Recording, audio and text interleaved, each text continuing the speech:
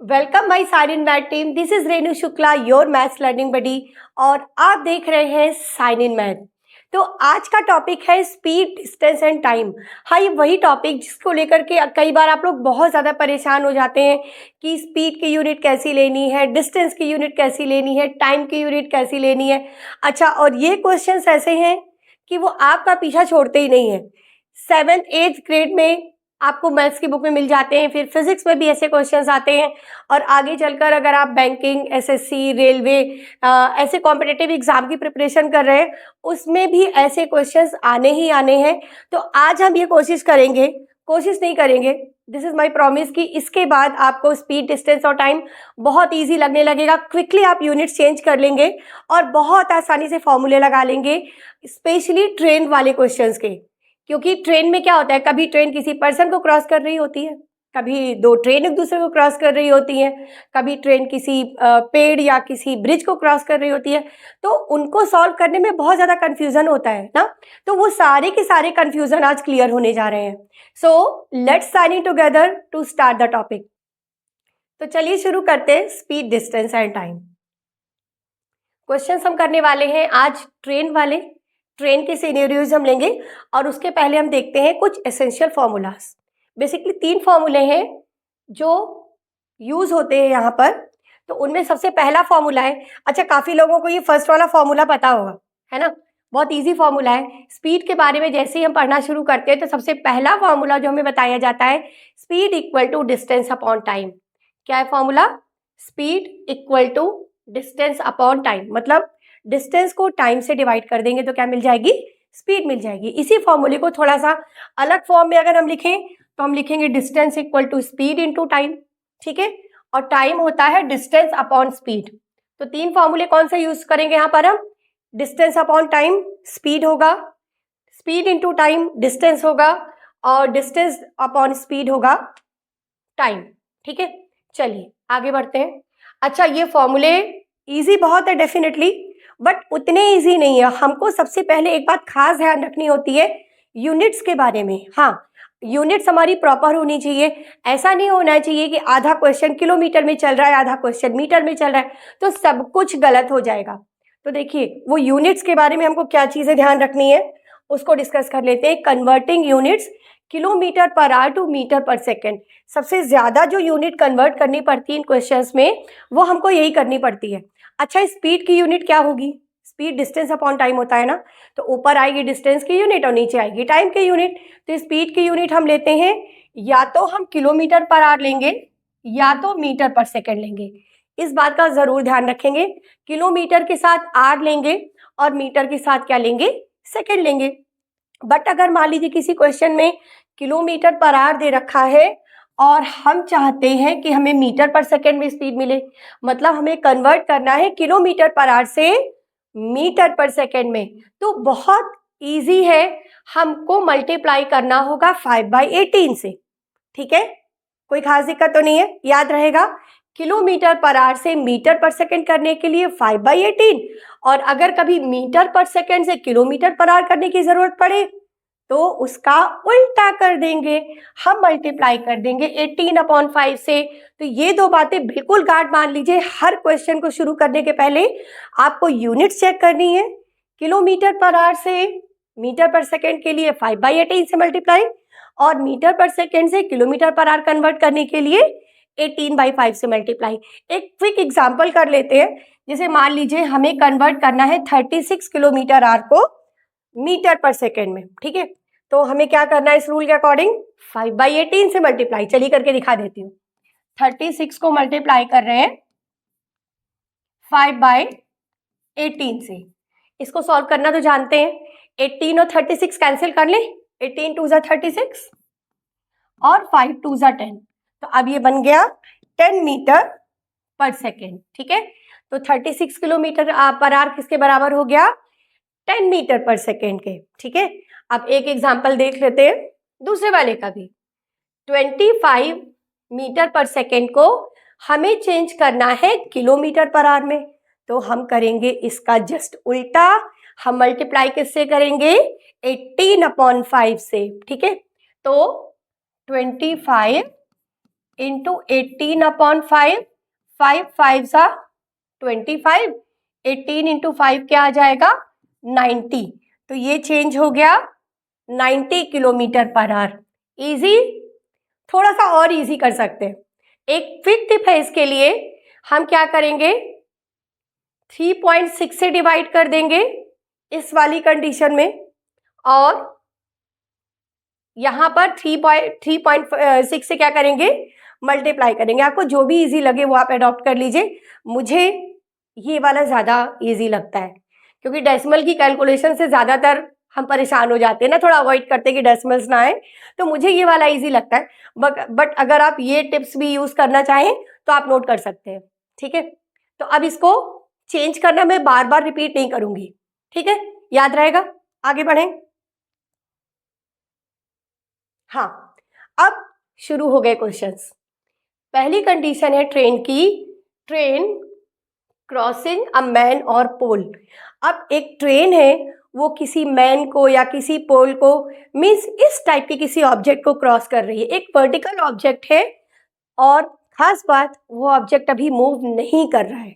यहाँ पर ये मैन या पोल की बात हो रही है, वो इस कंडीशन में हो रही है, तब मैन, पोल तो ऑब्वियसली मूव नहीं करेगा, मैन भी मूव नहीं कर रहा है, ये वो कंडीशन है। मूवमेंट वाली कंडीशन हम बाद में देखेंगे, ठीक है। तो ट्रेन अगर किसी भी मैन को या किसी भी पोल को क्रॉस करती है, मान लीजिए ये कोई पर्सन है या कोई पोल है, ये ट्रेन है। जब ट्रेन ने इसको क्रॉस किया, तो सपोज करिए यहाँ से यहाँ तक ट्रेन है, ठीक है, तो ट्रेन ने कितनी डिस्टेंस कवर की, ट्रेन ने डिस्टेंस कवर की उसकी लेंथ के बराबर, ठीक है। तो इस कंडीशन में केवल आपको एक नई चीज याद रखनी है कि डिस्टेंस आप क्या लेंगे, जो ट्रेन की लेंथ आपको दे रखी है। जब भी ट्रेन किसी मैन को या किसी पोल को क्रॉस करती है, तो वो जो डिस्टेंस कवर करती है वो होती है equals to length of train itself, ठीक है। अब यहाँ पर ये की कॉन्सेप्ट हो गया, डिस्टेंस हो गई लेंथ ऑफ ट्रेन, फॉर्मूले वही पुराने, उनमें कोई चेंजेस नहीं है, बस केवल डिस्टेंस की जगह ट्रेन की लेंथ ले लेंगे। तो एक क्वेश्चन सॉल्व करके देख लेते हैं। यहाँ आप देख सकते हैं आपको एक ट्रेन दिख रही है, एक लड़की खड़ी हुई है, मैन वुमेन पोल कोई भी ऑब्जेक्ट हो सकता है, स्टेशनरी ऑब्जेक्ट। तो क्वेश्चन क्या है, a train 180 metre long passes a man standing near the track. तो एक ट्रेन है, उसकी लेंथ कितनी है 180 मीटर है, और वो किसी एक मैन को क्रॉस कर रही है।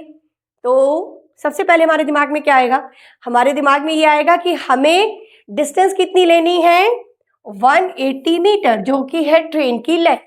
हो गया, अब डिस्टेंस इतनी हो गई और कितनी देर में क्रॉस कर रही है 12 सेकेंड में, टाइम हो गया 12 सेकेंड।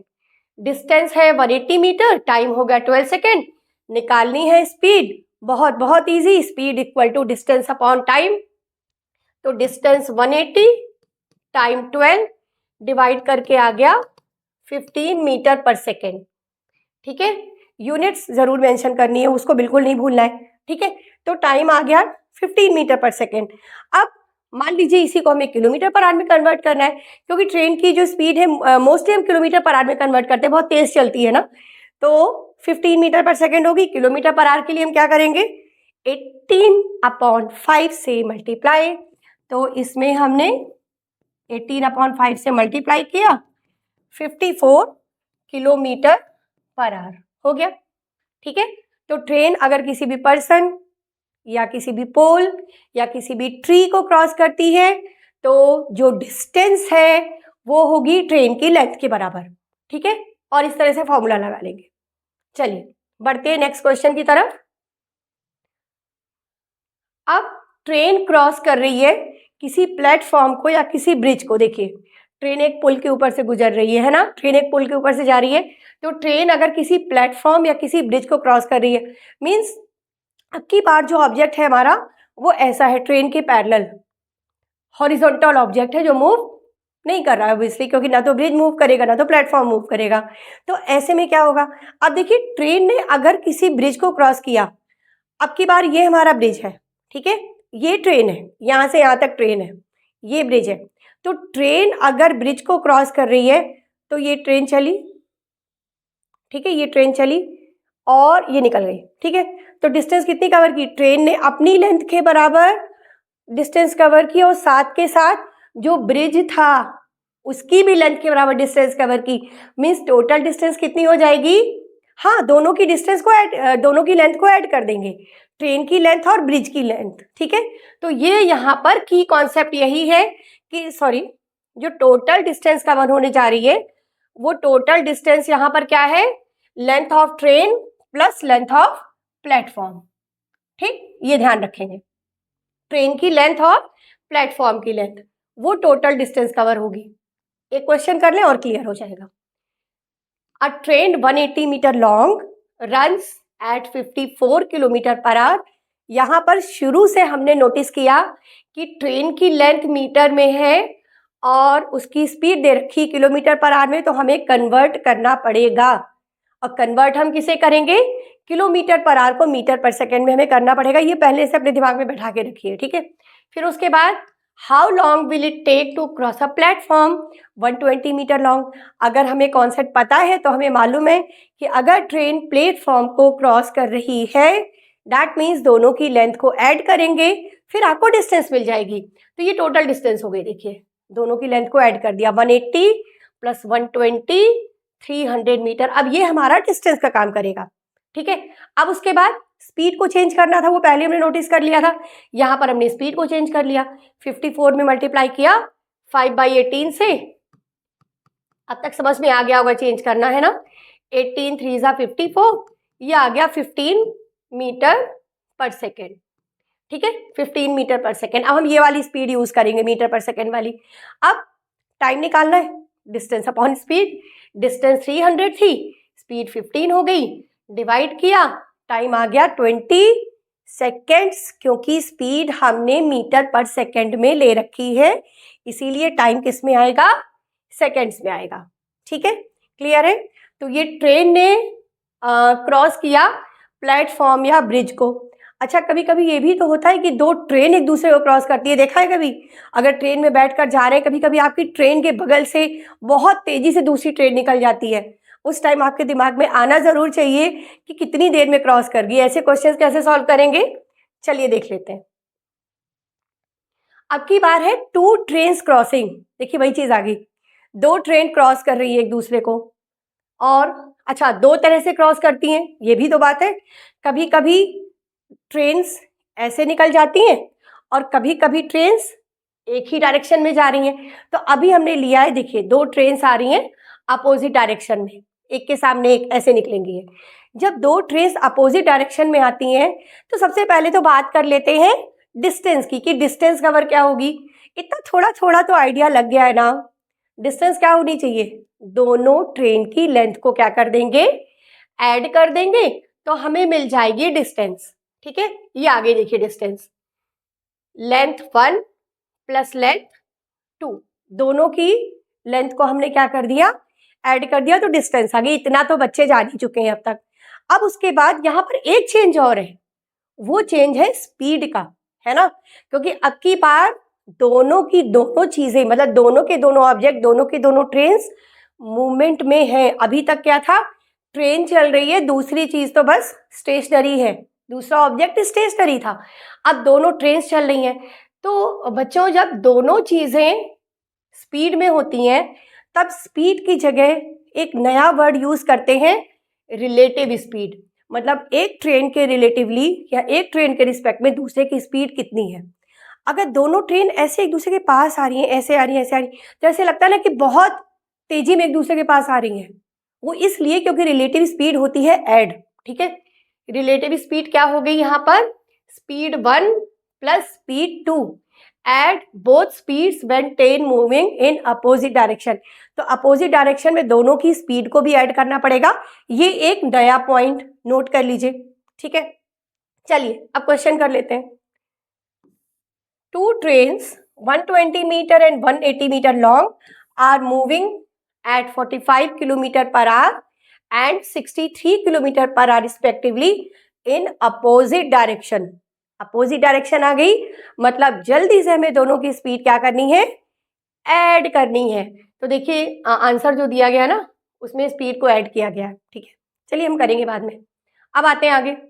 फिर उसके बाद how long will they take to cross each other. How long means कितना टाइम लगेगा एक दूसरे को क्रॉस करने में।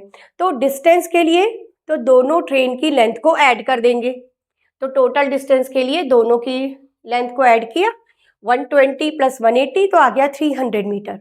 ठीक है, स्पीड को भी ऐड कर दिया 180 किलोमीटर पर आवर। अब जल्दी से बताइए अगला स्टेप क्या होना चाहिए, क्या होना चाहिए अगला स्टेप। देखो डिस्टेंस मीटर में है, स्पीड किलोमीटर पर आवर में है, तो एक ही रास्ता बचता है कि जो स्पीड है उसको जल्दी से मीटर पर सेकेंड में कन्वर्ट कर ले। इतना दिमाग मत लगाइए कि जो डिस्टेंस है उसको किलोमीटर में चेंज कर रहे हैं, क्यों ही करेंगे। मतलब जब हमको kilometre per hour meter per second के कन्वर्जन इतने इजीली पता है तो उसी को अप्लाई करो ना।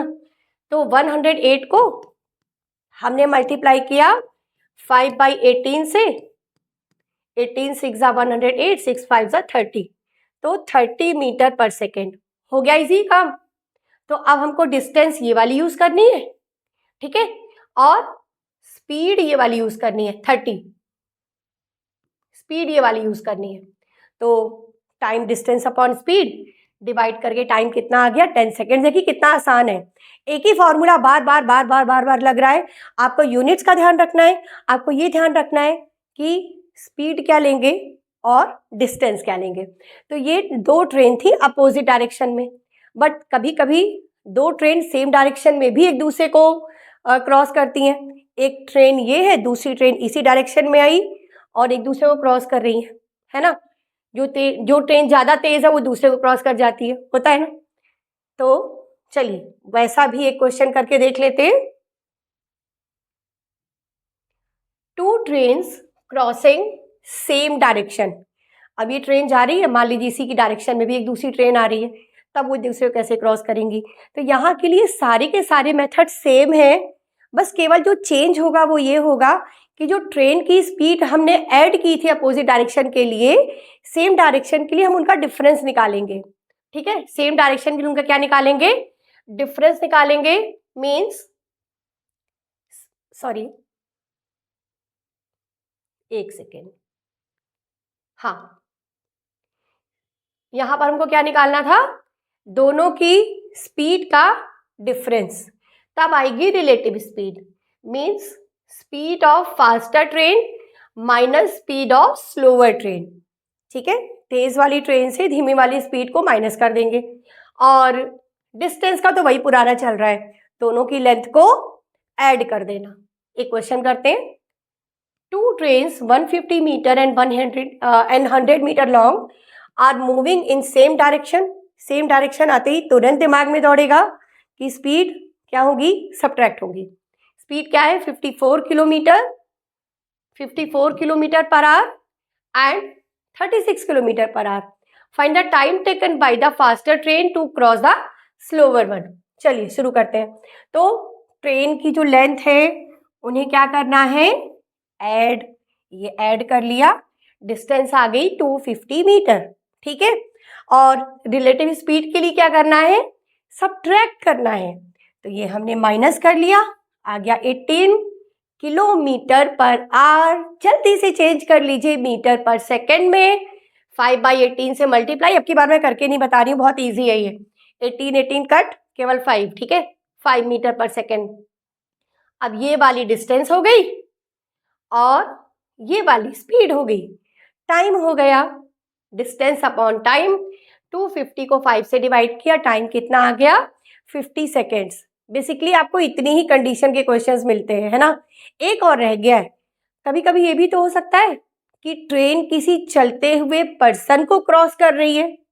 तो चलते हुए पर्सन को क्रॉस करना और दो मूविंग ट्रेन को एक दूसरे का क्रॉस करना ऑलमोस्ट सेम है, बस केवल जब चलते हुए पर्सन को क्रॉस कर रही है तब कोई भी डिस्टेंस को हमें ऐड नहीं करना पड़ेगा। हमें केवल जो ट्रेन की लेंथ है ना उसी को डिस्टेंस लेकर के काम चला लेना है ना। उसी की डिस्टेंस जो है, उसी ट्रेन की जो लेंथ है वो क्या हो जाएगी, डिस्टेंस हो जाएगी। ठीक है, अच्छा ये वाला समझ में आ गया ना अच्छे से। चलिए आगे बढ़ते हैं। हाँ अब ये आ गया train crossing a moving man. अब ट्रेन एक मूविंग मैन को क्रॉस कर रही है, मतलब अब की बार जो पर्सन है वो भी मूव कर रहा है। ठीक है, train crossing a moving man. तो यहाँ पे देखिए मैं क्या क्या इंफॉर्मेशन दे रखी है। ट्रेन की लेंथ है 600 मीटर, ठीक है। ट्रेन की स्पीड है 80 किलोमीटर पर आवर, लेकिन लेंथ 600 मीटर है, तो जो किलोमीटर पर आवर है उसका हम मीटर पर सेकेंड वाला वर्जन लेंगे। मीटर पर सेकेंड में दे रखी है स्पीड हमें 22.22 मीटर पर सेकेंड, ठीक है। मैन की स्पीड भी है आपकी बार 64 kilometre per our, 17.78 metre per second. Direction है अपोजिट, अपोजिट डायरेक्शन है, तो बस स्पीड्स को ऐड कर दीजिए, ठीक है। तो दोनों की स्पीड को ऐड कर दिया। मीटर पर सेकेंड वाली स्पीड यूज कर रहे हैं क्योंकि ट्रेन की लेंथ मीटर में दे रखी है, ठीक है। तो ऐड करने से आ गया 40 मीटर पर सेकेंड, तो आ गई इसकी स्पीड, ठीक है। डिस्टेंस हमें वही लेनी है जो ट्रेन की लेंथ है, ठीक। डिस्टेंस हो गई ट्रेन की लेंथ, टाइम हो गया length means distance upon speed, तो 640 को डिवाइड कर दिया, आ गया 15 सेकेंड्स, ठीक है। ये आ गया 15 सेकेंड्स। तो मूविंग मैन वाला काम भी हो गया। अब मेरे ख्याल से जितने भी टाइप के क्वेश्चंस आपको बेसिक होते हैं वो सारे के सारे हो गए, है ना। दो ट्रेन का एक दूसरे को क्रॉस करना, अपोजिट डायरेक्शन में क्रॉस करना, सेम डायरेक्शन में क्रॉस करना, ट्रेन का किसी स्टेशनरी ऑब्जेक्ट को, वर्टिकल ऑब्जेक्ट को क्रॉस करना, या ट्रेन का किसी हॉरिजॉन्टल ऑब्जेक्ट जैसे प्लेटफॉर्म या ब्रिज को क्रॉस करना, ठीक है। सारी की सारी कंडीशन हमने डिस्कस कर ली। और सबसे ज़रूरी बात जो आपको याद रखनी होगी यहाँ पर, यूनिट कंसिस्टेंसी, मतलब यूनिट्स जो है वो कॉम्पैटिबल होनी चाहिए। ऐसा नहीं है कि जैसे मैंने शुरुआत में भी बताया, बार बार ये चीज़ रिपीट कर रही हूँ क्योंकि ज़्यादातर होता ही है कि फॉर्मूला हम अप्लाई कर लेते हैं लेकिन यूनिट रॉन्ग होने की वजह से क्वेश्चन हमारा पूरा बेकार हो जाता है ना, मतलब पूरा रॉन्ग हो जाता है। तो ये बात ध्यान रखिए। रिलेटिव स्पीड लॉजिक याद करिए, याद रखिए उस कंडीशन में जब दोनों ऑब्जेक्ट्स मूविंग है, ठीक है। और हाँ, ट्रेन की लेंथ वो तो मैटर करती है। तो आई होप कि सारी की सारी चीज़ें समझ में आ गई होंगी। अब इनकी खूब प्रैक्टिस करिएगा जिससे इस टाइप की क्वेश्चंस आपको जहाँ पर भी आपको आए आप आसानी से सॉल्व कर सकें, ठीक है। तो अब आपको करना ये है कि स्पीड, डिस्टेंस और टाइम के क्वेश्चंस की काफ़ी सारी प्रैक्टिस करनी है, ठीक है। फिर आप देखिएगा कि टॉपिक आपको कितना ज़्यादा इजी लगने लगेगा। और आई होप कि सारी की सारी कंडीशंस बिल्कुल आपको याद हो गई होंगी, अब आप कभी भूलोगे नहीं। तो खूब प्रैक्टिस करिए, टॉपिक को अपने लिए और ज़्यादा इजी बनाइए। और जाने के पहले एक और सवाल, साइन इन किया क्या? सब्सक्राइब किया चैनल को अभी तक? अगर नहीं किया है then quickly subscribe the channel and stay tune with us इस तरह के बहुत अच्छे क्वालिटी वीडियोस के लिए, क्वालिटी कंटेंट के लिए। So thank you so much for watching the video. Let's catch up in next video. Bye bye. Take care.